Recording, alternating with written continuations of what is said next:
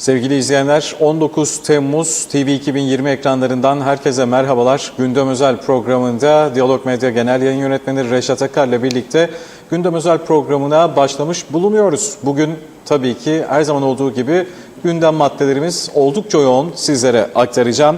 Efendim, Kuzey Kıbrıs'ın elektrik derdi takdir ederseniz ki hala bitmiyor, devam da ediyor. Birçok bölgede elektrik kesintileri vardı. Kıptek Yönetim Kurulu bugün yaptığı özel toplantıda Aksa'yla sözleşmeyi tam 15 yıl uzatmaya fırsat yaratan bir ihale şartnamesini resmen onayladı. Şartnamede 5 yıl sonra Interconnect'te sisteme geçilmesi öngörülüyor. Geçilmemesi halinde de sözleşmenin feshedilebileceği belirtiliyor. Bunun detaylarını ele alacağız. Diğer yandan bugün başkent Lefkoşa'da 2, Gazi Mausa'da da tam 4 saat elektrik kesintisi yaşandı.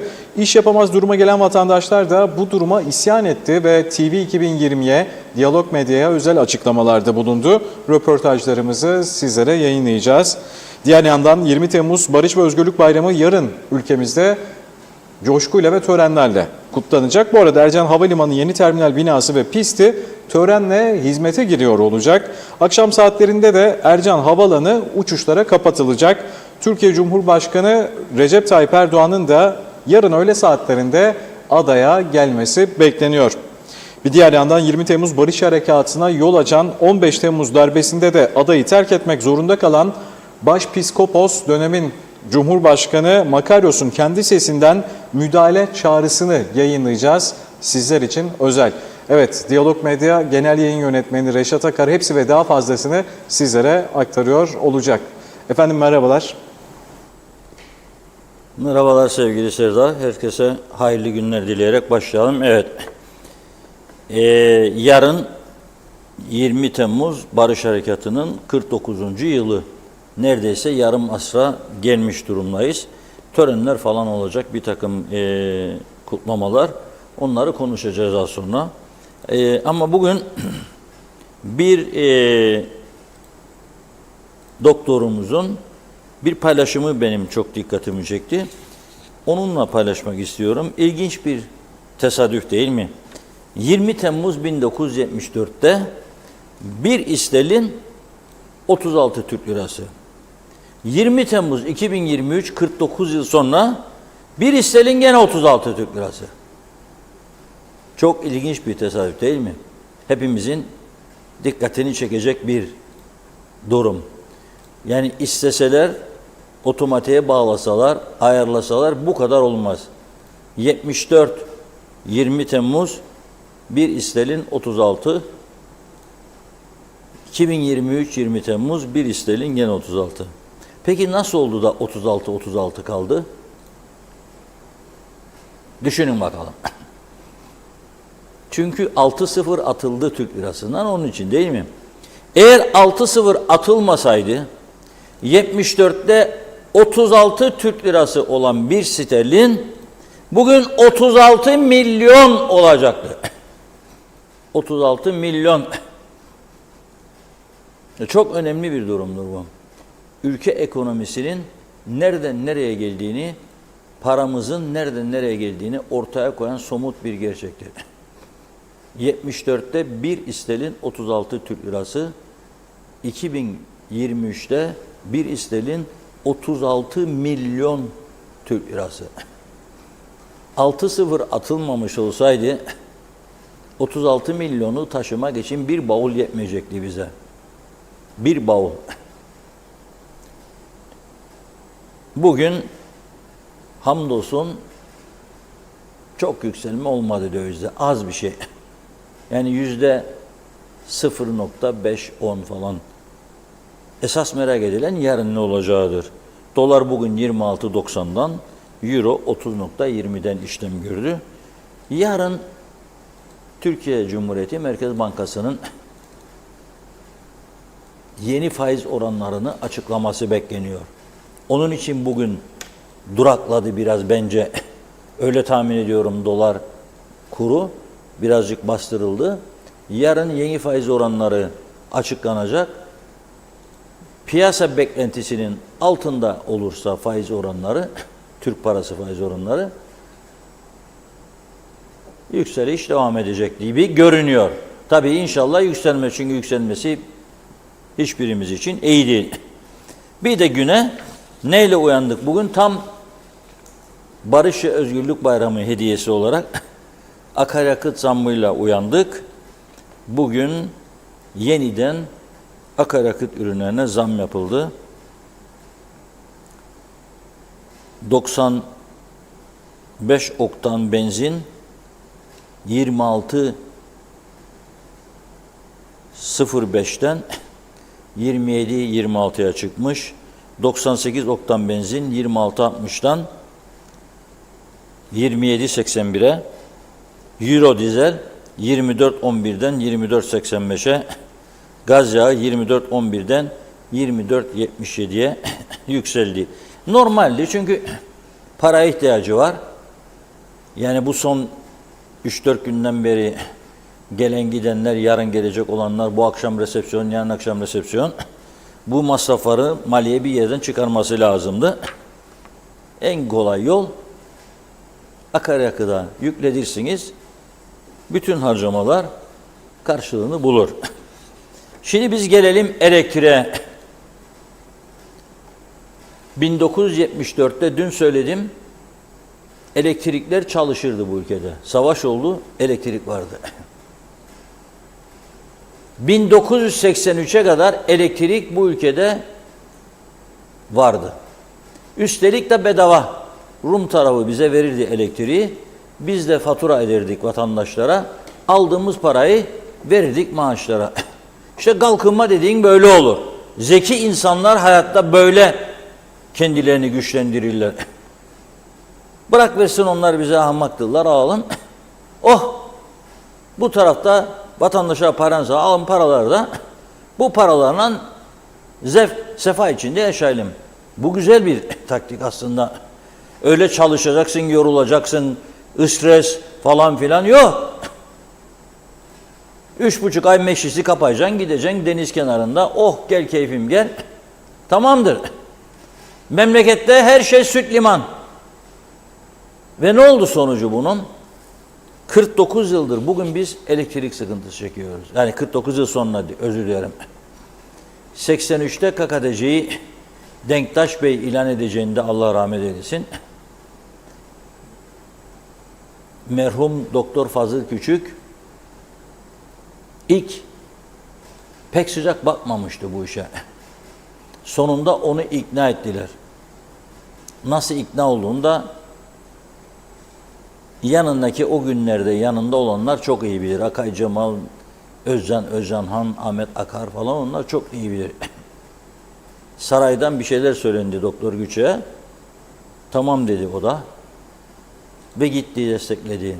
Ama en büyük korkum derdi elektrikler. Hadi dedi susuz kuyudan çekerek suyu kaynatır içeriz. Ama elektriği ne yapacağız kardeşim dedi. Çünkü elektrik olmazsa Doktor Fazıl Küçük'ün sahibi olduğu Halkın Sesi matbaası çalışmaz, gazete basılmazdı. Bütün ülke etkilenirdi. Merak etme Rumlar bir şey yapamaz, giderek aldırık larna kayda diyenler oldu. Ben bunları dinledim. Fakat elektrik Rumlardan bize bağımsızlık ilanı sonrasında bir süre sonra durdu. 83'ten bugüne biz 40 yıldır bir elektrik sorununu çözemedik. Sadece kurduğumuz elektrik kurumuna istihdam üstüne istihdam, her seçim dönemi tartışmasız ya Kıbrıs Türk Hava Yolları'na, ya elektrik kurumuna, ya kooperatif sütçülüğe, ya kooperatif levazıma, ya eskiden eti vardı etiye, turizm işletmeleri vardı, turizm işletmelerine, sanayi holding vardı, sanayi holdinge. Doldur babam doldur. Sonunda batırdılar. Batırdıktan sonra bazı hayalperestler ya bizi işte yok etmek istediler de sen kendi kendini yok ettin. Hangi güç kaldırır bunu? İşte elektrik kurumu önümüzde duran. Yaşatmaya devam ettiğin sürece zarar etmeye de devam edeceksin. Bu karanlıkları da yaşamaya devam edeceksin. 43 derece sıcaklık altında öpüp edeceksin. Elektrik yok. Dükkan batacak. Markette dondurmalar eriyecek, kasabın etler kokacak. No problem. Bu olacak. Söylüyorum size. Dün imzalanan protokol değildi Sayın Başbakan. İlk protokol demişlerdi bize. Sonra dün açıklamayı iyi dinleyin. Altını çizerek söylüyorum. Mutabakat metni. Mutabakat metni başka.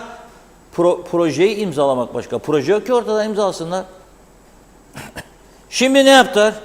Çok emin olarak aldığım bilgiye göre bu sabah Elektrik Kurumu Yönetim Kurulu'nu acilen kurum binasında toplantıya çağırdılar. Ve dediler ki buyurun sözleşme burada, bu sözleşme taslağı, ihaleye çıkıyoruz. Adrese teslim ihale. Adrese teslim. Yani Aksa'ya verilmeleri kesinleşmiş durumda. Göstermelik bir ihale oluyor şimdi. Neden Aksa? Çünkü Aksa'nın zaten kurulu tesisleri vardı. O kurulu tesislerden yararlanacak. Demek ki gene fuel oil ile üretim. Onun da filtresi yok. Gene zehirlenme. Sen de teknecikle zehirlenme. Ama bir de karar almışlar. 2 tane jeneratör Aksa ilave edecekmiş. 2 de bunlar ilave edecekmiş. Biz de gene zehirlenmeye devam edecek. Ve Forever TRNC sloganının arkasında yaşamaya devam edecek burada. 20 Temmuz geldiğinde Vatan Millet Sakarya, gündüz törenler, uçaklar, F-16'lar, akşam kokteyller. Tamam. Ama senin elektriğin yok. Olmaz be kardeşim. Olmaz. Yönetim kurulunda bugün tabii bir takım gerilimlerin yaşandığını duyduk. 15 yıl süreyle veriyorsun bir şirkete. 15 yıl. Hani enterkonnekteye geçecektik?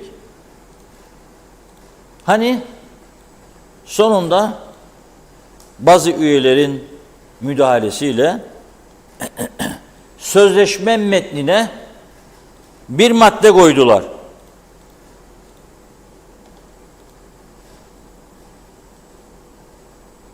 O madde ise şunu öngörüyor.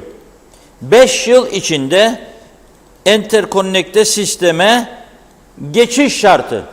Yani Aksa bunlara demişti ki tamam ha bak Türkiye'de de mutabakat metni imzalandı. 5 yıl sonra geçerim ben enterkonnekte. Ama sözleşme 15 yıl ve içinde bu şart yoktu. Onun için bazı yönetim kurulu üyelerinin ısrarı üzerine bu maddeyi koymuşlar. Eğer 5 yıl içinde enterkonnekte sisteme geçilmezse bu sözleşmenin fesli için diyor sebep oluşturur. Ama devam ediyorum. Kaçmanın yolunu da verdiler yani. Kaçabilir istediği gibi. Bakın. Sözleşmenin bu şartlarda feshedilmesi halinde yüklenici Kıptek'ten hiçbir hak talep edemez. Yüklenicinin kesin teminatı Kıptek adına nakde çevrilerek irat kaydedilir ve ödenmemiş istihkakları tutulur. Ancak diyor enterkonnekte sistemin hayata geçirilmesi aşamasında, yani bakın iyi dinleyin, 5 yıl sonra eğer geçemeyecekse Türkiye Cumhuriyeti veya Kuzey Kıbrıs Türk Cumhuriyeti'nden herhangi birinin enterkonnekte sisteminin kurulmasından vazgeçmesi iş bu sözleşme için bir fesih sebebi değildir. Yani 5 yıl sonra KKTC'nin iktidarda kimiyse o gün ya biz vazgeçtik bu enterkonneklerden dedi mi sözleşme feshedilemez. 15 yıl gider bu iş. Zehirin altında yaşayın. Filtresiz, fuel oil, arabaları kaldırıyorlar.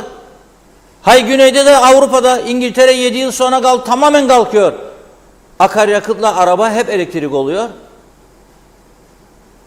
Bazı bölgelere İngiltere 4 yıl sonra 2027'den itibaren dizelli mazotlu araba sokmayacağını açıkladı. Bütün Avrupa ülkeleri 12 yıl içerisinde tamamen elektriğe geçiyor. Yoktur şey olmayacak. Sen 15 yıl daha beni elektrik üretiminde zehirleyeceksin. Nasıl Avrupa'ya adapte olacak biz? Demek ki Avrupalı yaşam diye bir şey KKTC yetkililerinin hiç gündeminde yoktur. Onlara gereksiz görülür. Abi da kim yani bizim yanımızda? Yani Avrupa kim? Avrupa bizi kıskansın falan. Zeylesen toplumunu ve bu şekilde bir yaşam sürdür. Olacak şey değil. Bu doğrudan Atlas'e teslimdir. Atlas'e teslim. Öteki tarafta bugün Diyalog Gazetesi 1. sayfasına verdi. Kıptek'in ürettiğinin yarı fiyatına gemiden 0 kirlilik sana elektrik verme garantisi sundular. İnsanlarla görüşmedin bile. Ve onları dışlayacak bir sözleşme yaptın. Bu Karadeniz Holding dünyanın birçok ülkesine elektrik veriyor gemiden. Ve üretim gücü 6000 megawattın üzerinde gemilerin. Bizim ihtiyacımız 350 megawatt KKTC'nin tümü. Ama yok. Olmadı bu. Tabii bir yerden aldıkları bir talimat vardır. Şuraya vereceksiniz dendi mi mecburdurlar versinler. Çünkü iktidarda kalabilmek için söyleneni yapmak zorundadırlar. Uyum sağlayacaklar. Tamam efendim diyecekler. Emriniz olur efendim diyecekler ki ay sonu para eksilirse bir miktar maaş ödemelerine talep edebilsinler. Yani bu benim gördüğüm bu. Gerçekten ilginç bir durumla karşı karşıyayız. Yani bu iş bugünden itibaren bu ihale şartnamesi de imzalandı. Yönetim kurulu onayladı bunu. 15 yıllığına ihale süresi dolduktan sonra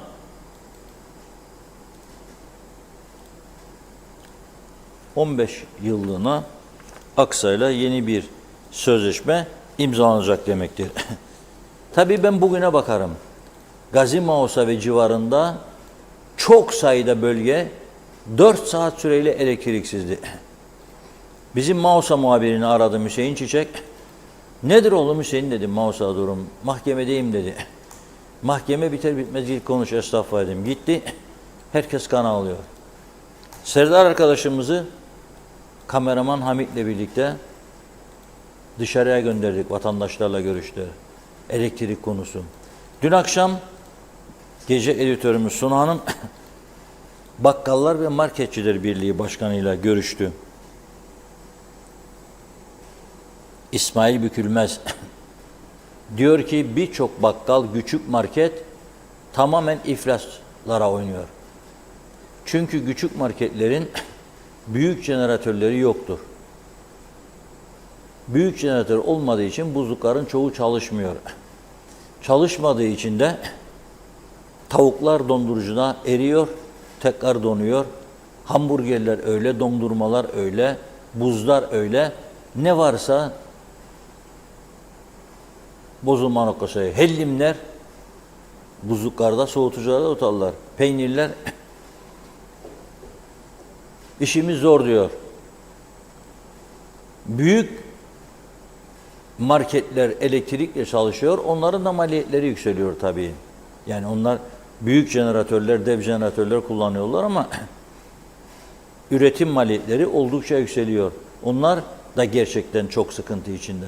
Ama esas darbeyi yiyen burada küçük esnaf. Kunduracı, ayakkabıcı, bakkal, saatçi, kasap, bu tür kesimler her elektrik kesildiğinde lokantacılar darbe yerler. Evet, vatandaşlarla yapılan elektrik röportajlarını izleyelim. Bu elektrik sonundan güya diyorlar ki ne Türkiye'den gelecek, yok jeneratör geldi, yok bu geldi, şu geldi diyorlar ama gene aynı sıkıntıları yaşıyoruz biz şu anda. Difrizim gitti, buzdolabım gidiyor, televizyonlarım gidiyor. Yani sıcak zaten bir de hava. Bir de onu düşünün. Artık siz gerisini getirin. Bu durumda yani hem elektriğe zam veriyorlar, elektriği yükseltiyorlar. Ayrıca bir de elektrik kesintileri oluyor. Nasıl bir devlet, nasıl bir elektrik kurumu bu? Kıptek diyorlar işte Türkiye'den şu gelecek, bu gelecek. Geldikleri nerede? Nerede bunlar? Oy zamanı geldiğinde işte diyorlar şunu yapacağız, bunu yapacağız diyorlar. Neredeler? Halk kan ağlıyor. Bir ekmeği 10 lira yapmışlar. Öyle bir yapıyor ki ne devlet. İnsanları sık boğaz yaptı artık. İnsanlar can çekişiyor. Ama onlar Türkiye'den gelen, ben açık sözlüyüm. Söyleyeceğim de isterlerse ne isterlerse de yapsınlar. Türkiye'den gelen paraları koltuktaki oturanlar yoğurdun kaymağını yiyorlar. Geri kalan gıdım gıdım veriyorlar. Maaşı yükselttik diyorlar, kaşıkla veriyorlar. Sonra kepçeyle topluyorlar. Nasıl diyeceksiniz siz buna? Halkım ferah içinde yaşayacak. Gelsin de bizim çektiğimiz o da çeksin bakayım. Bizim aldığımız parayı o da alsın bakayım. O çocuklarını, üniversitede okulda okuyan çocuklarını geçindirebilecekler mi? Bu kadar olmaz yani artık. Halk gına getirdi. Baştakilerine söylüyorum. Buradan Cumhurbaşkanı Tatar'a sesleniyorum ben. Elini vicdanına koysun. Bu halkın ne çektiğini burada görsün. Ona göre karar versin. Öyle İngiltere'ye gitmekle, Türkiye'ye gitmekle, yok bilmem nereye gitmekle Cumhurbaşkanlığı olunmuyor. Çıksın halkın içine, halkın derdini, ızdırabını dinlesin. Her gün Face'lerde işte bilmem ne sabahındayım, yok bilmem ne güneş batımındayım. Cumhurbaşkanlığı öyle olmaz. Buzdolabımda motor yandı. Motor gitti. Bunun tamiri var mı? Yok. Ne yapacağız? Yenisini alacağız. Yenisi de almaya kalksan dolar hesabından ya da euro hesabından. Düşünün. Allah razı olsun bir komşumuz bize yardımcı oldu. Bize evindeki dolabı verdi, ekstra dolabını. Benim buzdolabı difrizimin aynı şekilde usta getirdim, 5.000 lira verdim. Televizyonum gitti. Onu nasıl yapacağım? Ben şu anda evde televizyonsuzum. Yani artık bunlara bir çözüm bulsunlar. Bu halka bir çözüm, bir rahatlatsınlar. Bu zamları çeksinler. Bu elektrik kesintileri artık bitsin. Bitsin ya. Türkiye'de bu kadar elektrik kesintisi yok. Burada var. Buyurun gidin köylere gidin. Ben açık söyleyeyim 4 yol, Manisa 4 yol köyüne gidin. Görün orada bakayım ne yaşanıyor. Hasta olduğum için yok ki kesilsin kesilmesin değil. Biz her ay bu elektriği öderik madem. Evet. Aynı doğal hakkımızdır istemek de. Kalp hastasısınız. Bir makine falan var mı evde? Yok makine yoktur ama ben psikolojik olarak da hava yok gibi gelir bana. Yani çok fenalaşırım. Yani klimalı bir ortam. Klimalı ortamda olmam lazım gündüz gece. Ya bak bugün ben doktordan gelirim. Ve doktordan geldim ve gene klimalı yerlere alışverişe girerim. Vallahi yani bunun icabına bakması lazım hükümetin değil mi? Çünkü herkes gününde öder yani her şeyini. Biz öderik yani ailece. Bilmiyorum başkasını. İşler aksıyor. Evde işte klimaların çalışmamasından dolayı hayat zorlaşıyor. Oldukça rahatsızız yani. O saatlerde çalıştıramıyoruz. Yani 15-20 tane adamımız var veya daha fazla 30'a yakın adamımız var inşaatla ilgili. Makineye bağlı olan işleri yapamıyoruz. Bununla ilgili bir bilirkişi komisyon oluşturulması lazım ve ciddi önlemlerin yani böyle palyatif çözümlerle olacak bir şey değil bu. Ciddi bir şekilde çalışılıp ne yapılması gerekmesini onların bulması lazım. Yani şimdi benim fikrim ancak dışarıdan olabilir. Yani bu işi bilen, maddi durumunu ona göre ayarlayacak olan, en rentable nasıl çözülebilir, en kısa zamanda onları yapacak olanlar da bu konuyla ilgili ve bilgili kişiler. Şimdilik idare eder. Erken gelir çünkü. Erken gecikseydi mesela zor olurdu. İnsanlar yemek yer, ne yapar, duş alır, ne yapamayacak onları. Evet. Yani hayat biraz zor olacaktı. Başka bir şey yok. Elektrik için ne yapılmalı sizce? Belki daha iyi olmalı gerekir. Çok şikayetçiyiz. Her ay 2500-3000 lira para ödüyoruz. Ama gün geliyor, gel bakıyorum ki benim dolabımda bazı şeylerim bozulmuş. Çok da hoş bir şey değil. Hiç hoş karşılamıyoruz. Kendimiz üretmemiz lazım artık. Bu Kıbrıs'ta eğer ki Kuzey Kıbrıs Türk Cumhuriyeti diyorsak bunları üretmemiz lazım ve bunları gidermemiz gerekiyor. Benim geçen işte son bu elektrik kesimlerinden değil bir önceki kesimlerden televizyonum yandı. Savurttum yani sokağa. Bir asgari ücret çalışan hiçbir zaman bunun içinde yaşayamaz. Elektrik konusu hele. Hiçbir şey olmaz bu memleketten. Bu memleketin zaten ben her zaman söylerim nasıl yönetilmek istiyorsan öyle yönetilirsin. Demek ki bu halk eğer sokağa çıkıp da eğer de gidip başbakanlığının ya da gerekli mercilerin kapısına dayanıp da kendi şeylerini, tepkilerini göstermezlerse bu memleketten bir şey olmaz. Elektrik konusunda insanlara aslında memleketimiz şeye elverişlidir. Mesela bu güneş panelleri bilmem ne olsun, mesela dağlarına kadar dağın üstüne elektrik kurdular. Pervaneleri, jeneratörleri ve elektrik üretirler. Bizde de var. Ne için yapmayalım? Ya da insanlara verin düşük faizle damlarına bilmem nelerine elektrik koysunlar. Düşük hem memlekete katkı olur hem kendilerine olur. Akşam yapmışlar, asgari ücretmiş %33 yapmışlar bilmem neyi. Bir elektrik parası gelecek yarın öbür gün. En aşağı, en düşük minimum 1000 lira. 1000 lira. Bu sıcaklarda klima yakmayacak mı? Serinletici yapmayacak mı? Televizyon görmeyecek mi?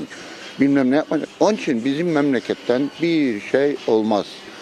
Olmaz çünkü biz alışmışık yani biz her daima böyle zam gelir bilmem ne yapar. Yarın elektriğe de gene zam yapacak ama kimse açmayacak. Tüpe yaptığı gibi akşam.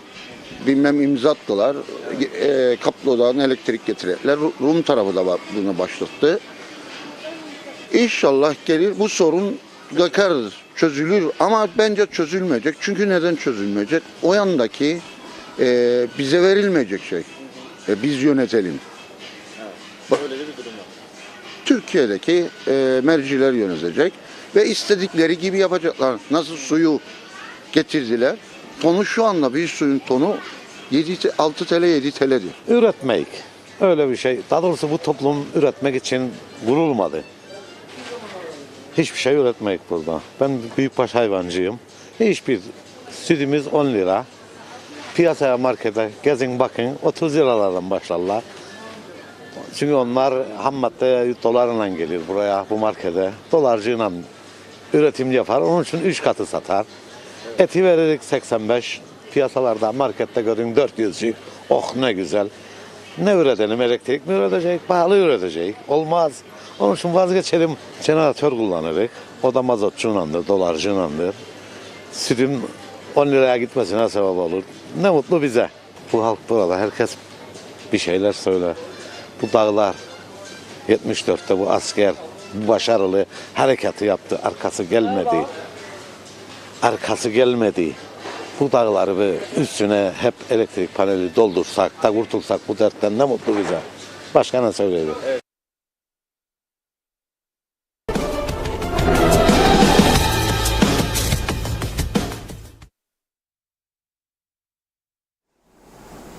Evet, bir dokun bin ah işit derler buna. Jeneratörünüz olsa bile derttir.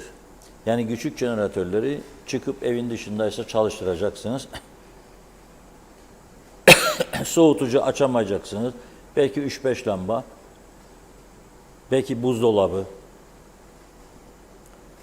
Oradan çıkacak gürültü komşuda yok. Rahatsızdır.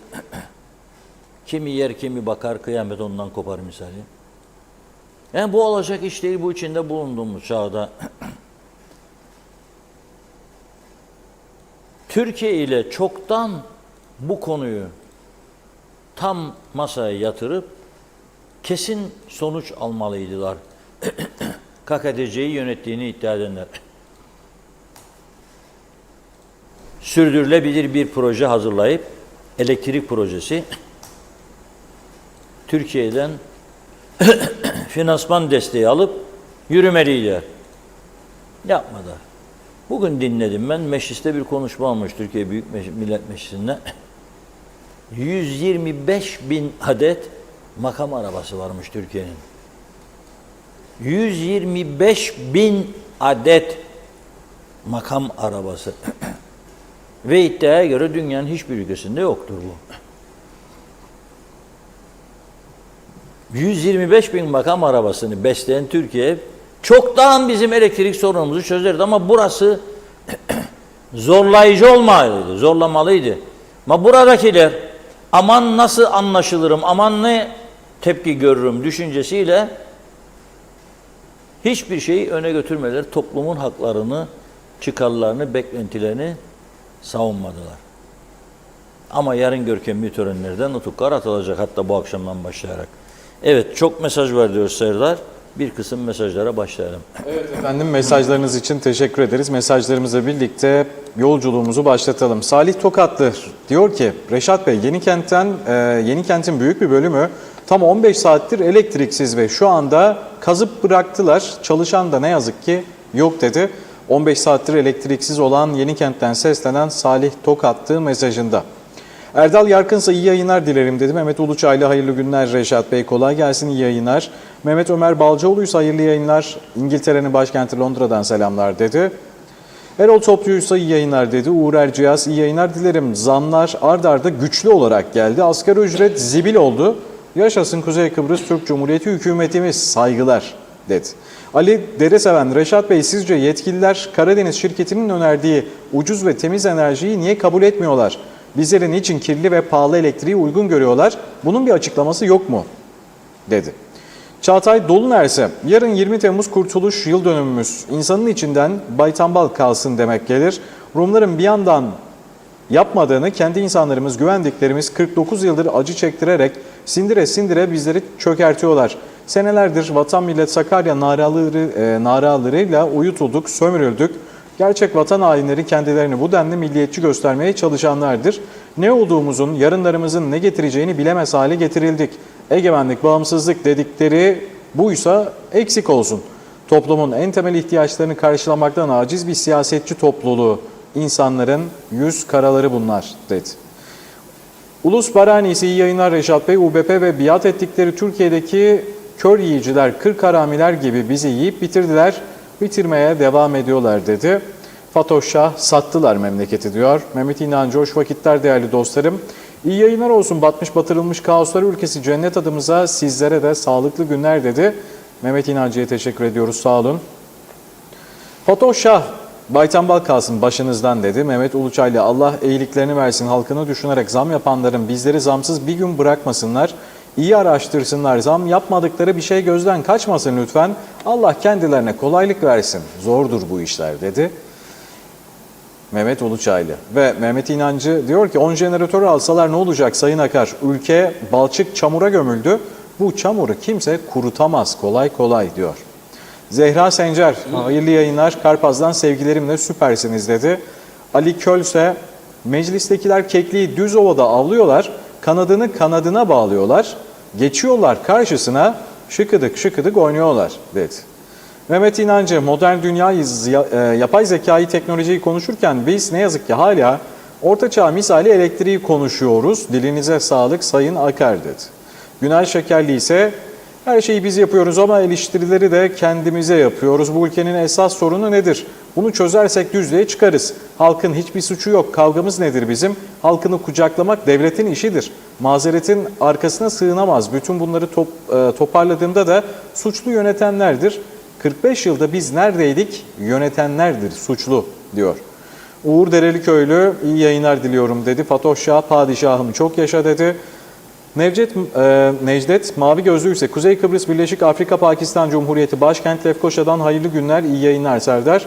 Ölme şeyim ölme, bugün başlasa ancak 5 yıla Türkiye'den elektrik gelecekmiş. 5 yıl sonra ben de Kuzey Kıbrıs Türk Cumhuriyeti diye bir şey kalmayacak. Nerelerdesin Ersan Saner? Hani ya bizi Singapur yapacaktın, Singapur olamadık ama yakında Birleşik Afrika Pakistan Cumhuriyeti olmamıza az kaldı.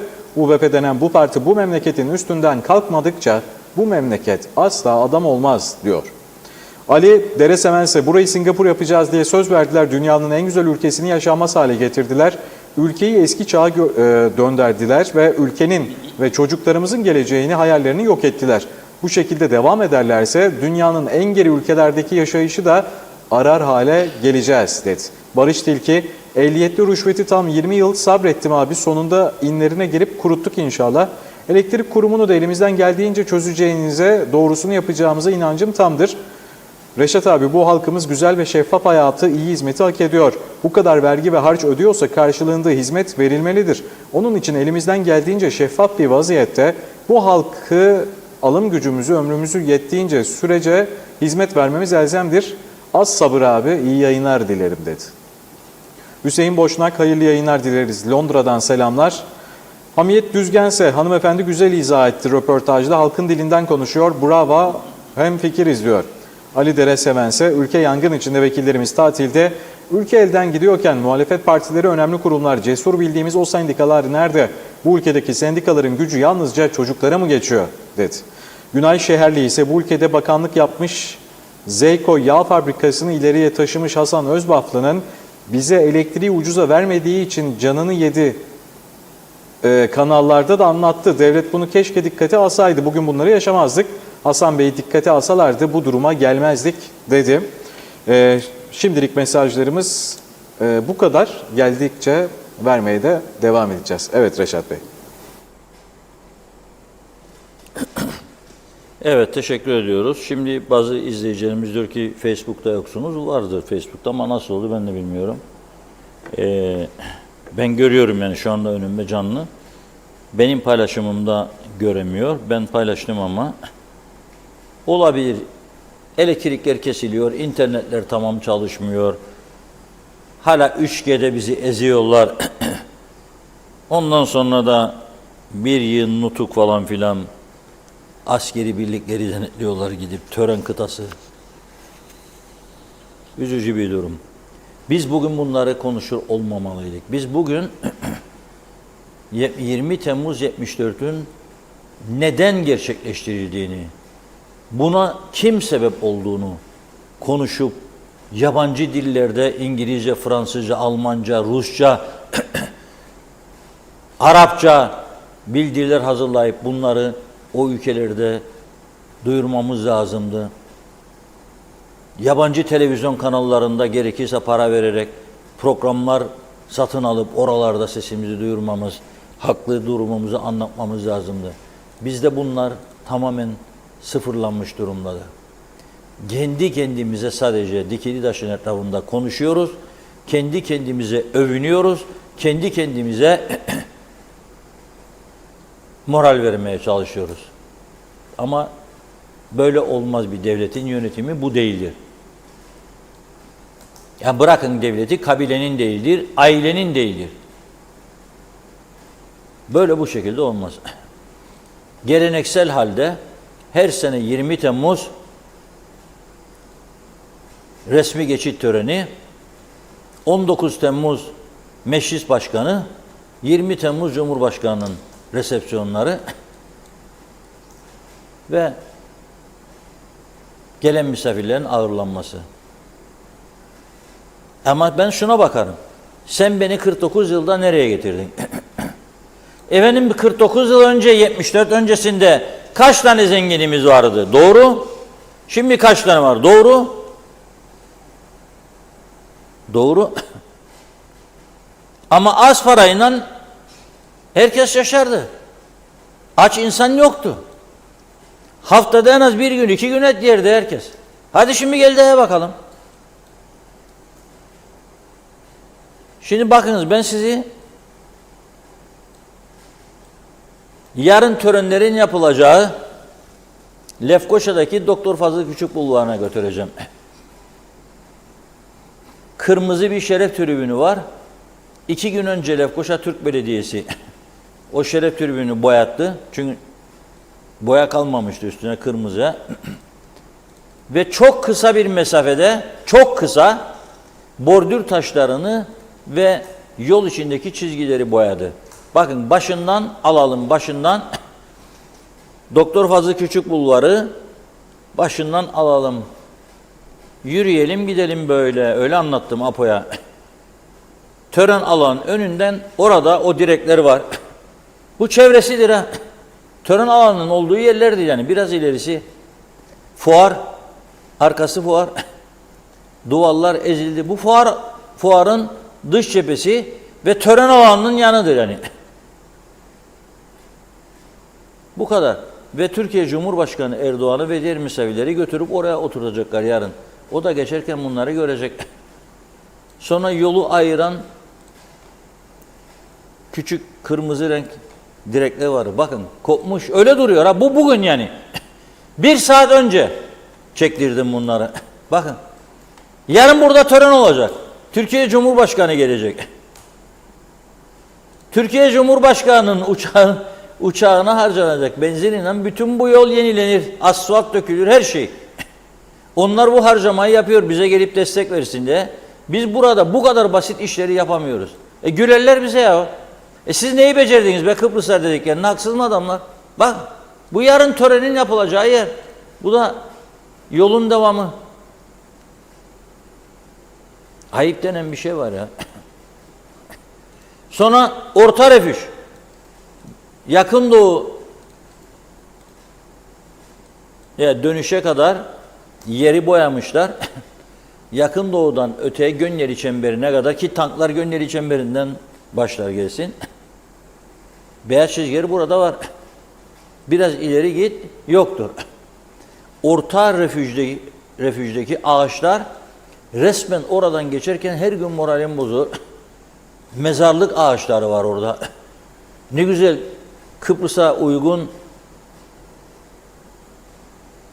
çiçekler, ağaçlar koymaları gerekirken zakkum koy, su da istemez. O da yok. Eskiden oraya birileri dikmiş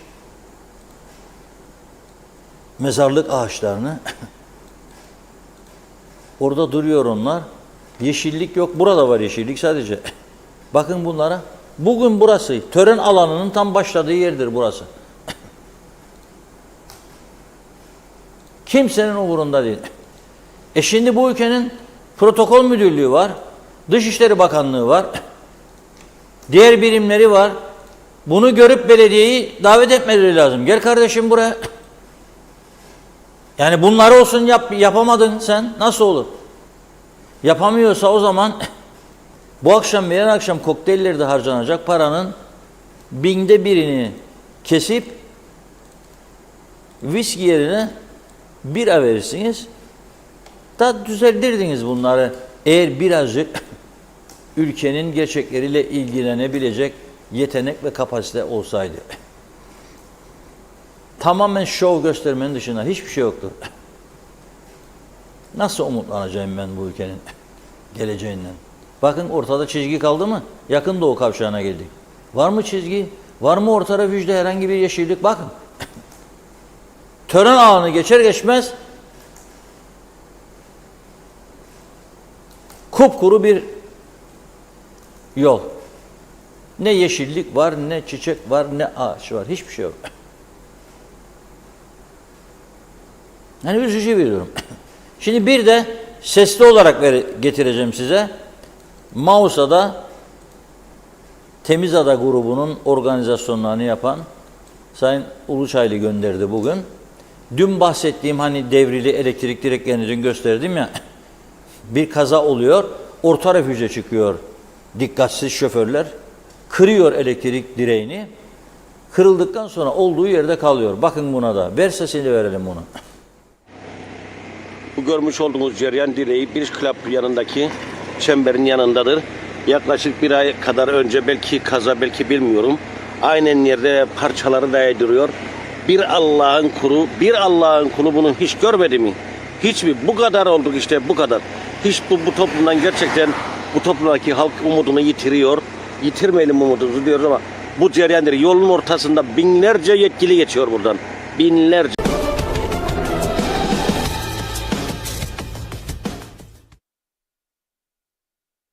Gazi Mausa'nın karakol bölgesinden gelen güzellikler vardır. Ama ne tür çiçekleri göreceksiniz siz? Papatyalar, güller, karanfiller, ne aklınıza gelirse. Gazi Mausa'nın karakol bölgesinden. Bir vatandaşımız bugün çekti, paylaştı. 20 Temmuz'un 49. yılında Singapur yapma sözünü verdiğimiz cennet adamızdan. O fotoğraflar gelecek. Hani gönderdim. Gazi Mausa karakol bölgesi. Böyle 4-5 tane fotoğraf var.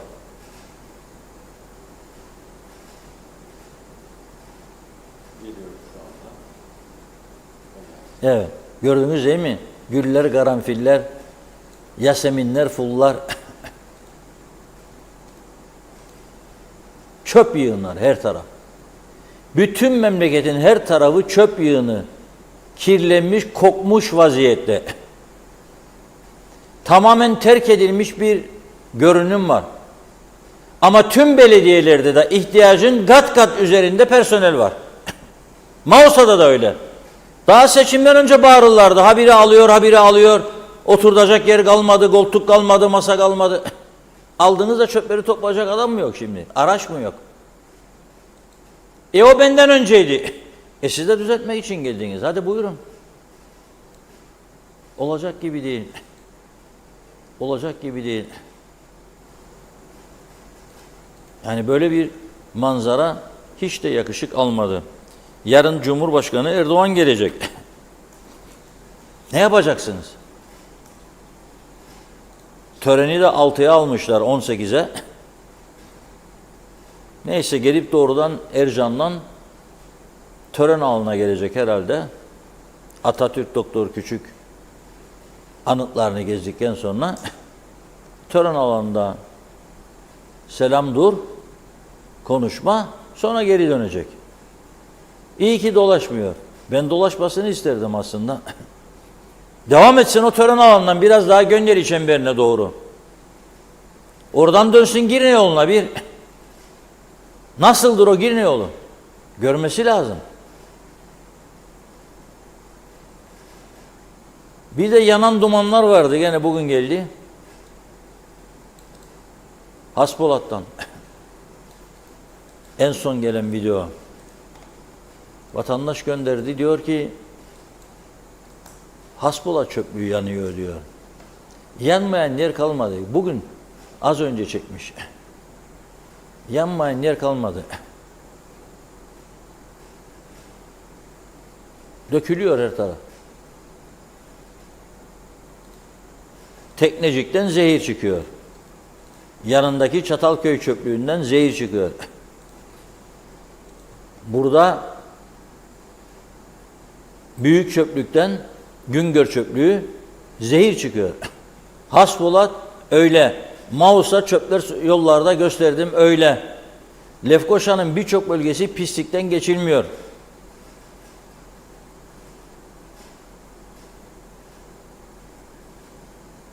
Ama biz bayram kutlaması yapacağız. Tabii ki yapmamız lazım ama gururla yapabilmemiz için bu kutlamayı ülkemize bakmamız lazım. Ülkemizi düzeltmemiz lazım, sevmemiz lazım. Öyle nutuk çekmekle bu işler olmuyor. Kesinlikle olmaz. Bakın dün akşam yine bana Atlılar Köyü'nden mesajlar geldi. Atlılar nedir? Atlılar, Muradağa Sandallar nedir? 1974'te katliama uğramış bölgeler. Çok sayıda insan diri diri toprağın altına gömüldü. Ne diyor o bölgeden bana yazanlar? Diyorlar ki hala suyumuz yok. Geçen hafta Diyalog 2 hafta kadar önce gündem yaptı ve bunun üzerine Mausa'dan kendilerine tankerle bir süre su gönderilmiş. Şimdi o da durdu. Ya gider ya gitmez. Ama taşıma suyla değirmen dönmez mi arkadaş? Bu insanların suları neden akmıyor? Odur mesele. Katliama uğramış bu insanların, büyük acılar yaşamış bu insanları siz el üstünde tutmanız gerekirken bütün yakınlarını kaybetmişler. Nasıl olur siz onları 20 Temmuz'un 49. yılında susuz bırakırsınız ya? Gitti arkadaşımız oradadır şimdi. Tekrar görüşecek. Ama konu bu. Ne zamandan beri diye sordum. Mayıs ayından beri devam ediyor bu çile diyor. Mayıs ayından beri Mayıs, Haziran, Temmuz 3 aydır katliam bölgelerinin su sorununu çözemediler. Demek ki film bitmiştir ya. Film bitmiştir. Hiçbir konuda iş yapamaz duruma geldik. Yani biz yok, işe yok. Yapamıyoruz. Halbuki dediğim gibi biz bugünlerde neyi konuşmamız lazımdı? Neden oldu bu 20 Temmuz?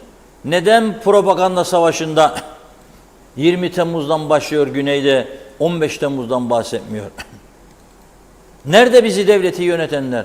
Nerede oturup briefing düzenlesinler güneydeki yabancı medyayı, yabancı büyükelçileri çağırıp bunu gördünüz mü siz? Unuttunuz mu gördüyseniz deyip nasıl olduğunu bu olayın anlatmaları gerekmez miydi? Yok. Haberlerinde bile yok. Dünya yağmurlarında değil. O yüzden ben sizi şimdi dönemin Cumhurbaşkanı Başpiskopos Makarios'un 19 Temmuz 1974 tarihinde Birleşmiş Milletler Güvenlik Konseyi'nde yapmış olduğu konuşmaya götüreceğim.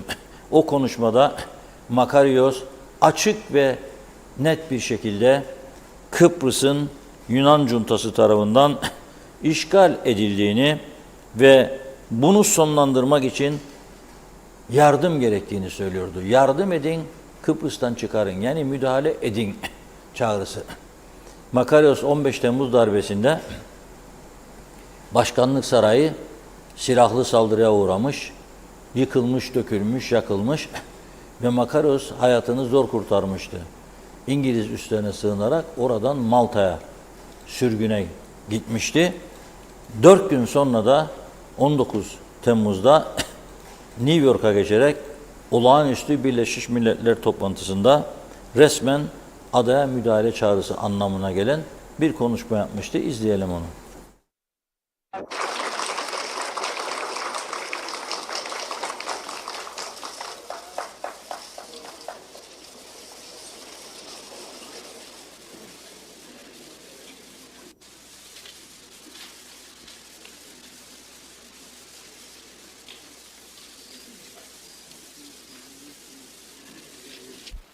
The coup d'etat of the military regime of Greece constitutes an arrest of the progress of the talks towards a solution.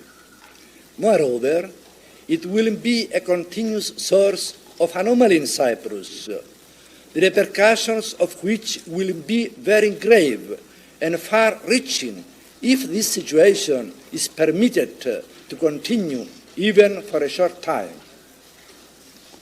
I appeal to the members of the Security Council to do their utmost to put an end to this anomalous situation which was created by the coup of Athens. I call upon the Security Council to use all ways and means at its disposal so that the constitutional order in Cyprus and the democratic rights of the people of Cyprus can be reinstated without delay. As I have already stated, the events in Cyprus do not constitute an internal matter of the Greeks of Cyprus. The Turks of Cyprus are also affected.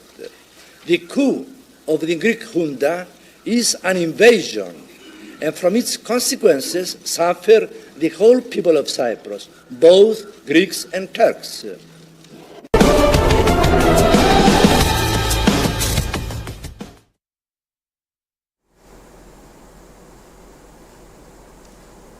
Evet, Başpiskopos Makarios'un sadece şöyle diyor, Kıbrıs'ta cereyan eden olaylar sadece Rum toplumunu ilgilendiren bir iç mesele olarak görülmemelidir.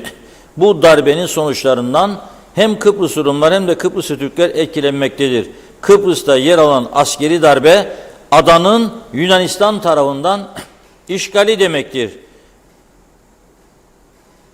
Ve Birleşmiş Milletler Güvenlik Konseyi'ne adada süregelen anormal durumun tersine çevrilmesi için yardım istiyorum.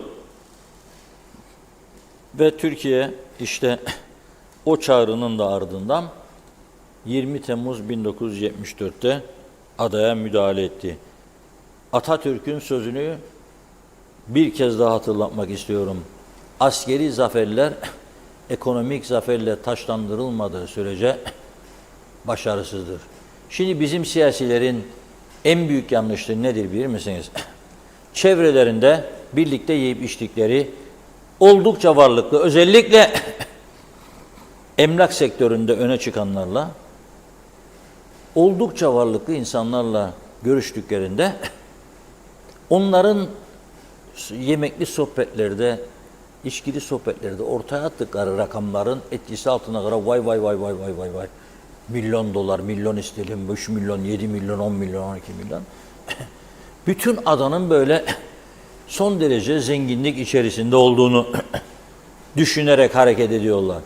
Yanılıyorlar. Benim için önemli olan 20 Temmuz'da bir yerin insanı bir yere toplayıp yedirip içirmekte nutuklar atmak değildir önemli olan.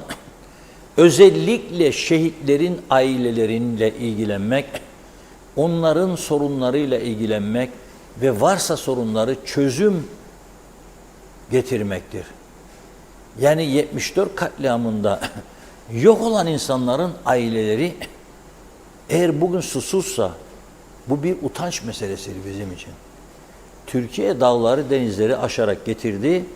Artan su devamlı denize dökülüyor Geçikköy Barajı'ndan.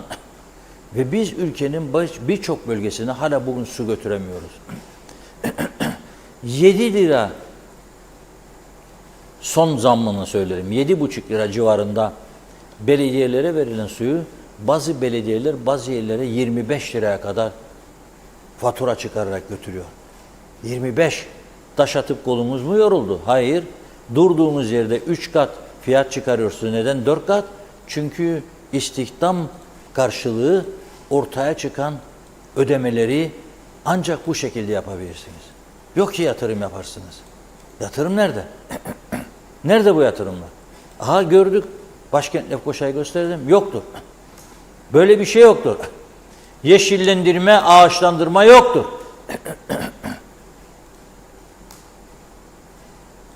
Hayır niyet de yoktur. Deseler ki 1 veya 2, 3 firmaya yahu bu bizim göz bebeğimizdir. Gönderi çemberinden Hamikköy'e kadar Ercan'dan gelenler gidenler o yolun böyle orta revüjlerini bir güzel yeşillendirelim çağdaş Avrupa yapar ya o 2-3 tane firma size. Onu da talep etmiyorlar. Onu da istemiyorlar. Onun da önünü açmıyorlar. Olacak şey değil yani. Gerçekten ben üzgünüm ve o yüzden de bu davetlerden memnuniyet değil, rahatsızlık diyorum. Bunun ayıbı yok. Biz bugün farklı bir noktada olmalıydık. Farklı konuları konuşmalıydık. Elektrik sorununu, su sorununu çoktan aşmış olmalıydık. Yolları 74 yılındaki yolları arar duruma getirdiniz bizi yahu siz. Her taraf çökmüş. Çukur çukur her taraf. Sürüş emniyeti yok. Yollarda canavarlar geziyor. Yani olacak şey değildir gerçekten. Olacak şey değil. Bu arada söyleyeyim. Yolculuk planlayanlar varsa yarın 20 Temmuz saat 19.15'te Ercan Havaalanı kapanıyor. Hiçbir uçuş olmayacak 19.15'ten itibaren 21 Temmuz Cuma sabahı 07'ye kadar eski terminalden yeni terminale taşınma yapacakmışlar. Dolayısıyla yarın en son uçuş 18.45'te özür dilerim. Türk Hava Yolları'nın 77-49 sefer sayılı Ercan Sabiha Gökçen seferi olacak. 21 Temmuz 07.40'da ise Pegasus 18.51 sefer sayılı Ercan Adana seferi gerçekleşecek. Evet, mesajlara geçelim biraz. Evet, mesajlarla birlikteki yolculuğumuz başlıyor sevgili izleyenler. Mesajlarınız ve ilginiz için teşekkür ederiz. Mustafa Gürsoy, Reşat Bey iyi yayınlar. Hava çok sıcak, elektrikler sürekli kesiliyor. Yaşlı hastalar için çok tehlikeli bu durum. Onların yaşayacakları rahatsızlıklardan bu hükümet sorumlu olacaktır dedi. Hasan Nihat Erduransa sebep Yunan, sonuç bugün ceza yok. Biz ulaşımsız ambargolu BM-AB çok mu mutlu? İnsanlık suçu işlerler, hukuk katilidirler. İçte birlik yoksa müstehaktır diyor. Ahmet Halil iyi yayınlar. Halil Oğlak, Reşat Bey iyi yayınlar. Bu halkı öldürüp mahvettiler memleketi dedi. Mehmet İnancı ise Memleketi öyle bir duruma getirdiler ki yarınımızı bile bilmiyoruz. Süleyman Ege, şimdi Temmuz ayı Kıbrıs Türk'ü 50 yıl önce bugün dipsiz bir kuyuya düştü. Bu deli Temmuz var ya, kara bir sayfa diyor. Ahmet Halil iyi yayınlar, Halil Oğlak, Reşat Bey iyi yayınlar. Bu halkı öldürüp mahvettiler. Aytaç iyi yayınlar diledi. Ali Özkur elektrikler kesildiğinde bahçemde oturuyordum. Kafamı yukarı kaldırıp yıldızlara bakmak isterken Starlink uydularının geçişini izledim. İnsanoğlu teknolojide çığır açmışken bizim 2023 yılında karanlıkta oturmak insanlık ayıbımızdır dedi. Salih French Perali, kolay gelsin, hayırlı cumalar diliyorum. Mausa'da çöplerden, pis kokulardan insanlar sıcağa çıkamıyor ve Mausa Belediyesi'ne bildirildiği halde çöpleri toplamıyorlar. Hizmet için varız dediler ama yalan söylediler ne yazık ki diyor. Ve tam 40 gündür çöpleri toplanmıyor. Irmak Marlene, Honduras'tan günaydınlar, Kıbrıs'ıma iyi akşamlar, iyi yayınlar diliyorum, sizlere kolay gelsin dedi. İsa Tunç, iyi günler Reşat Bey. Türkiye'den soyumuz geldi, yeşil cennet oldu adamız. Şimdi elektrik gelince ışıl ışıl bir ülke olacağız. Dünya resmen kıskanacak bizi dedi. Celal Harunsa, iyi yayınlar Reşat Bey, Serdar Bey. Benzin motorinde dolar arttı diye zam geliyor. Benzin arttı diye ulaşıma enerjiye zam geldi. Tüm ürünlerde kademeli zamlar başlayacak. Faiz arttırmanın etkisi tüm gıda ürünlerinde, teknolojik ürünlerde zamlarla yansıyacak. Ayrıca paradan para kazanma dönemi başladığı için de yatırımlar yavaşlamaya başlar. Piyasada para dolaşımı azalır. Ev, araba satışları durmaya başlar dedi. Hasan Nihat Erduran, ekonomide 80, ambargolar %20, iç işlerimiz etkilidir. Ulaşımsız ticaret zor kazanana gelir, vergisinde yüklemek de zor. 63'ten bu yana Birleşmiş Milletler bizi süründürüyor. Tek gerçek bu dedi. Evet, Pembe Özelalp, sabah 2.30'dan beridir Yenikent'te elektrik yok. 15 saattir elektriksiziz ve ne saat geleceği de belli değil. Yazıklar olsun halka, bunları yaşatanlara. Sayın Aker, cennet adayı cehennem yaptık, yarın bayram, gülen yüz aramak zor, uçmasın uçaklar, yürümesin tanklar, biraz serinlesin halk dedi. Mustafa Kemal, 14 saat elektrik kesilir mi? Buzluktaki mallar koktu, bunun tazminatını kim ödeyecek? Yazıklar olsun bu ülkeyi yönetenlere diyor. İsmet Sencer, hayırlı akşamlar, hayırlı yayınlar, harikasınız. Arif Mustafa Cüce, Limonlu'dan selamlar, iyi yayınlar dedi. Dilara Kortu, bir yoğurt 70 Türk lirası olur mu? Dedi. İsa Tunç, evet. Mehmet İnancı, Umut 2053 yılında Reşat Bey çalsın sazlar oynasın, Kuzey Kıbrıs Türk Cumhuriyeti dedi. Sayın Aker, can verdik, ganimet aldık, ganimet sattık, enflasyona takıldık, Hacivat ve Karagöz olduk kaldık, seyirci sevinci olamadık. Hasan Nihat Erduransa, ganimet 63 yılında da oldu bitti, bir de o gün ambargoluyduk, uyanın bari dedi. Dilara Kortu, niye aynı belediye başkanını seçiyor, Lefkoşa anlamış değilim dedi. Hasan Türksu, 3. Dünya ülkesine hoş geldiniz, yazıklar olsun dedi. Sema Hüseyin, Mausa'nın her tarafı aynı, bizim siteye bir süpürgeci gelmedi 9 aydır, her yerden çöpler olduğundan dolayı şikayetçiyim ve bu ay fatura ödemeyeceğim dedi. Zaliye Serifoğlu, Reşat Bey, bu direklerin yerde yatması daha uygundur, zaten dikili olsa ne faydası olur, en iyisi bırakın yerde yatsın. Ethem Durak, Reşat Bey, gösterdiğiniz resimlerdeki durumun sorumlusu bence hükümet değil, 5. kolun adamı olan belediye reisidir dedi. O gün Zeybekoğlu, Cumhurbaşkanı Erdoğan hastanelerimizi de görmelidir. Hüseyin Özok, belediye temizlik resmi adında Lefkoşa 331 lira, 20 günde faturaları yolluyor ama temizlik sıfır. Diğer belediyelerde de durum aynı mı dedi. Hilmi Vudalı, belediyelerde reform dedikleri bu olsa gerek, bir kudret kadar kudretli olup istifa etsinler. Elmaziye Öztunalı, Allah versin biz de yanalım, öyle ezgi çekeceğimize bir saat önce bir ekmek 30 TL, bir tüpte 300 TL. Osman Zort, Reşat abi dilinde tüy bitmedi daha ki dedi. Selçuk Özenli, iyi yayınlar Reşat Bey, bu tepkiler Facebook'tan olmuyor, herkes şikayet ediyor, sokağa çıkmadıktan sonra olmaz. Sivil toplum örgütleri nerede, onlar da mı tatilde, maalesef durumlar kötü diyor. Mine Ertem, Londra'dan iyi yayınlar Reşat Bey. Demin yayınınız karakoldan yollanan resimlerde güller, çiçekler, çok sevindim ama benim yerimde çiçekler açmış, meğerse çöp yığınları, yazıklar olsun dedi. Hasan Nihat Erduran'sa bir de Denktaş Bey'in Birleşmiş Milletler konuşmasını verin, sesli görüntülü. Ali Cevat, Reşat Bey iyi yayınlar. Erdoğan'ın uçaktan indiği zaman bir turlasın, pislikleri görsün. Türkiye elçiliğini geçtikten sonra ilk çembere gelin süslemesi yaptılar. Belediyelerin işi de hikayedir dedi. Ali Deresevense, Reşat Bey, liderler iş yapmıyor diyorsunuz. Niçin yapmıyorlar? Yaptıkları güzel işler de var. İş bulmayıp ülkeyi terk eden ve Rum'a sığınan gençlerimiz varken ek mesai adı altında bir eve 2 karı koca çalışıyorsa 4 maaş vermeyi beceriyorlar. Ülke yangın içindeyken bile lüksler. Hava atmayı biliyorlar. Para yok diyorlar ama örtülü ödenek kullanmayı da biliyorlar. Bunlar gibi yüzlerce yazabilirim dedi size. Ve mesajlarımızın sonundayız. Son mesajlara da bir göz atıp devam edelim. Hasan Yalınca, Lefkoşa Belediyesi'nin bugünkü kötü duruma getirenler kimler? Bundan önce seçim yatırımı için personel sayısını üsttekileri memur olarak şişirenler kim? Hangi partiydi diyor. Sabahattin Naimoğlu'ysa marketlerde bu poşet durumunu ne yapabiliriz? Şirketin adı ya da reklamı yok. Düz ambalaj poşetine para vermek zorunda mı bu insanlar dedi. Bir etiket yok diyor poşetlerde. Hasan Üçoksa benim arkadaşım uçak bileti 7.000 lira tuttuğu için alamadı. Gemiyle gitti, 2 günde de otobüsle gitti. Perişan oldu, rezil oldu bu sıcaklarda dedi.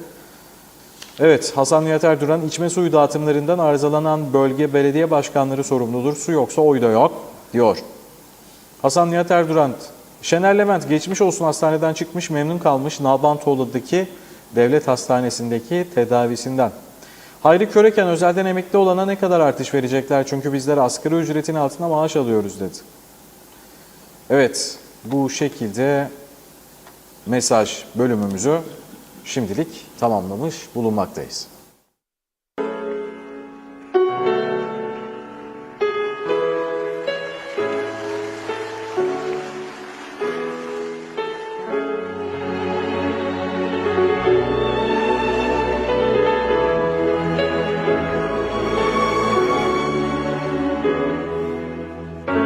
Qui dove il mare luccica e tira forte il vento su una vecchia terrazza davanti al golfo di Sorrento un uomo abbraccia una ragazza dopo che aveva pianto, poi si schiarisce la voce e ricomincia il canto. Te voglio bene assai, ma tanto sento bene assai. E una catena ormai che scioglie il sangue di te bene assai.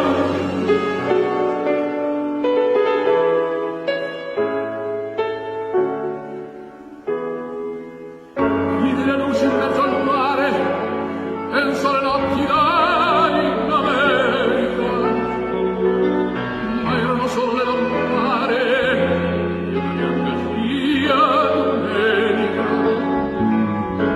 Senti il dolore nella musica, si alza dal piano forte, ma quando vide la luna uscire da una nuvola mi sembrò più dolce anche la morte. Guardò negli occhi la ragazza, quegli occhi verdi come il mare, poi all'improvviso uscì una lacrima e lui credette d'affogare. Te voglio bene assai, ma tanto sento bene assai. È una catena ormai che scioglie il sangue di te bene assai.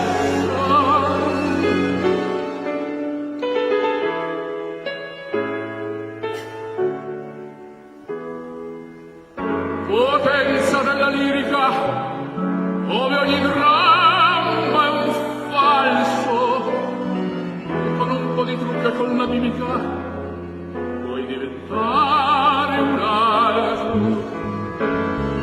Ma due occhi che ti guardano così vicini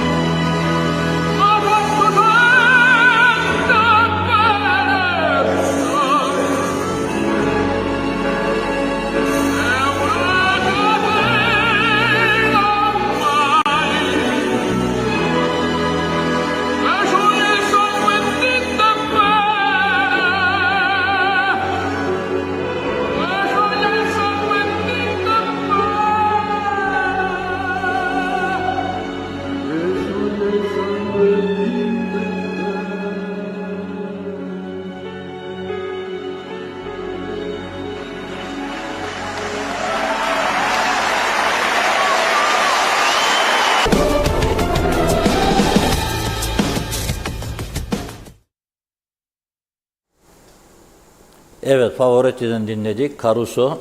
Gerçekten mükemmel bir ses, mükemmel bir şarkı. Umarım sizler de beğenmişsinizdir. Şimdi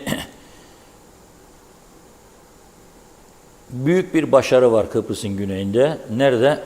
Turizmde. Ondan bahsetmesek olmaz. Haziran ayında, geçtiğimiz ay, bizim istatistikler daha çıkmadı. Baktırdık, sordurduk. Bizim Haziran ayı istatistikleri yok. Sadece bir ay içinde 456 bin turist ağırladı adamlar. 456 bin turist. Bir yıl öncesine göre %22.7 oranında artışlar. Ocak-Haziran 2023 toplam 1.613.000. Ayanapa'dan görüntüleri vardı, dün vermiştim. 1.613.000 yılın ilk 6 ayındaki, biliyorsunuz esas turizm patlaması Temmuz'dan sonra başlar.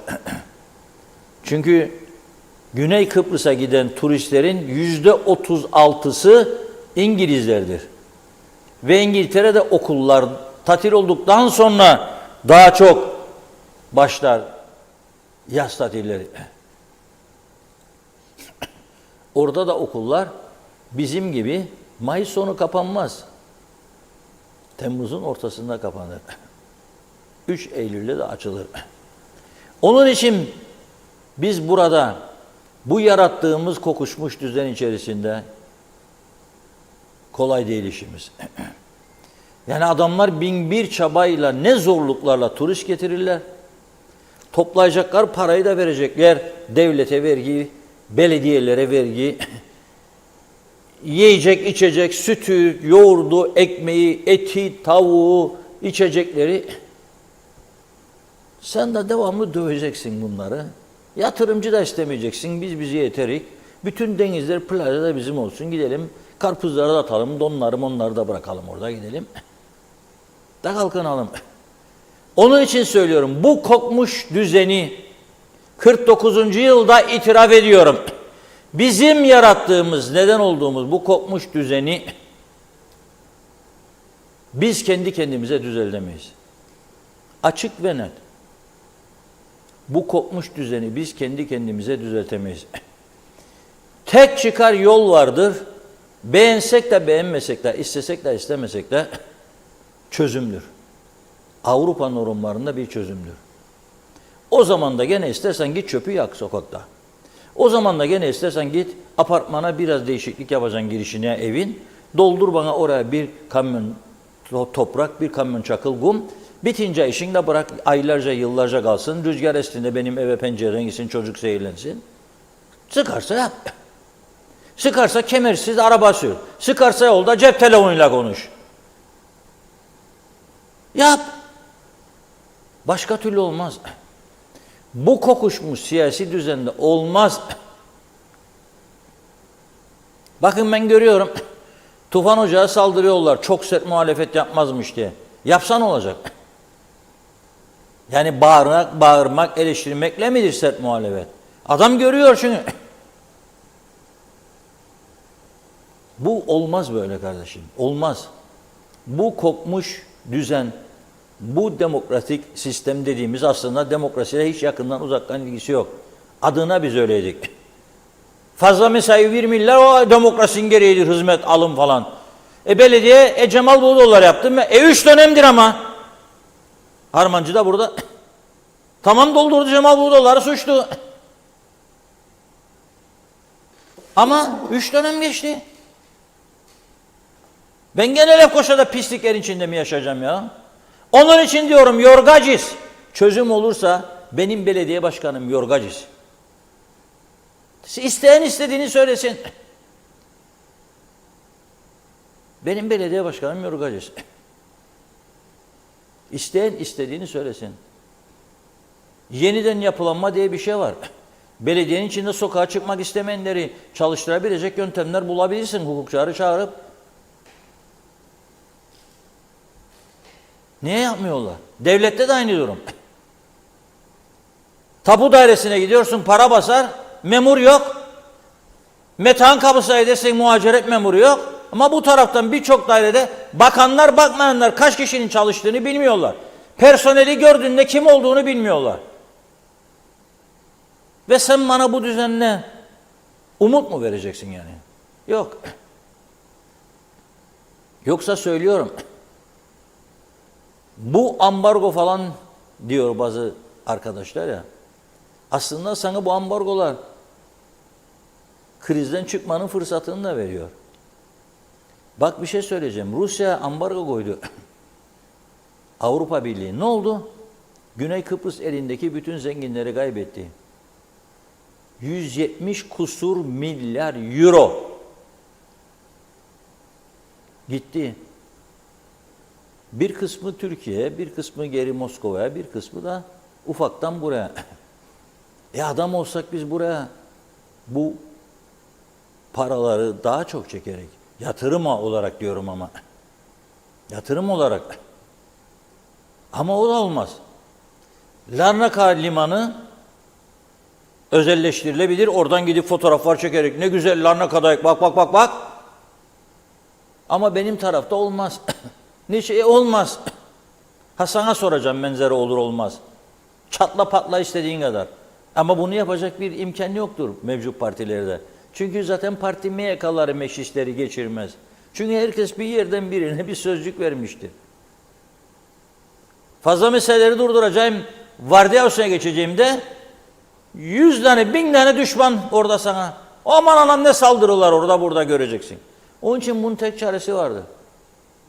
Çözüm Avrupa normları. İstediği kadar Facebook'ta o zaman görürler. Topuzlar havada duracak zaten. Bu böyledir arkadaşlar. Bu böyledir. Bu düzen değildir. Bizim bunu bu şartlarda düzeltmemiz mümkün değildir. Bakın elektriği okudum başında programın. Aynı düzen devam edecek. 2 jeneratör daha koyacak tekneciye. 2 tane de aksa getirecek. Fuel oil'inden devam. Zehirlemeye devam. Filtre yok, mitre yok. Devam. Ne güzel elektrikler de kesilmezse diyecek. Abi düzeldi, hadi birazcık daha sabır. Yarın 20 bin daha geldi yabancı. Rus, Yahudi, ne bileyim Alman, İranlı veya Kıbrıslı Türk İngiltere'den. Daha çok tüketim. O da yetmeyecek o 2 jeneratörde. Daha çok jeneratör, daha çok zehir bacalardan. Onlar elektrikliye geçecek. Biz bu tarafta daha benzin, dizel devam. Aynı adanın içerisinde ve zannediyor ki bize göz yumacaklar buna. Yok ya. Mümkün değildir. Mümkün değildir. Zaten ben bir vatandaş olarak bu düzenin devamından yana değilim. Bu düzen değildir. Bu düzen insanları düzendir. İnsanları yani kazananı kazanmayanı mağdur eden düzendir. Bu düzen değil. Evinden çıktığın zaman bir yere sağ salim gidip gitmeyeceğinden emin değilsen ne olacak bu iş? Uyuşturucu baskınına giden polise içi mermi dolu tabanca çekildiğin bir düzen mi derim ben buna? O kadar cesaretlendir. Neyse yarın tatildir. Hayırlı tatiller dileyim şimdiden. Denizcik, plajcık falan piknicik veya evde idare edecek herkes durumunu. Bizler de tabii bu arada program yapmayacağız yarın. 20 Temmuz canlı yayınlarımız olacak. 18'de Doktor Fazıl Küçük Bulvarı naklen vereceğiz. Ondan önce olacak olan olayları. Dolayısıyla Perşembe, Cuma bağlıyoruz hafta sonuna. Pazartesi inşallah, maşallah yeniden birlikte olacağız. Güzel haberlerle inşallah birlikte oluruz. Evet değerli izleyenler, bugün Gündem Özel programımızın bu şekilde sonuna gelmiş bulunmaktayız. Mesajlarınız ve yorumlarınız için çok teşekkür ediyoruz. İyi akşamlar dileriz.